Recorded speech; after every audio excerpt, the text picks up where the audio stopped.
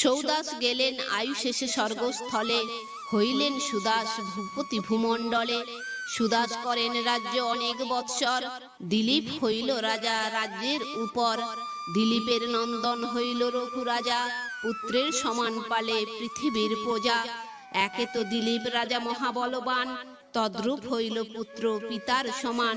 পুত্রের বিক্রম দেখি ভাবে মনে মন, অশ্বমেধ যজ্ঞ করিলেন আরম্ভন।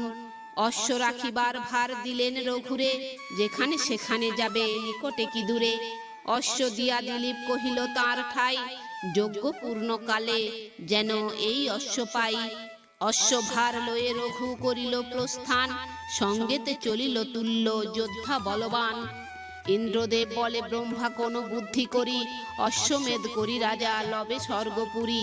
কিসে নিবারণ হয় বল কৃপা করি, বিরিঞ্চি বলেন তার অশ্ব করচুরি।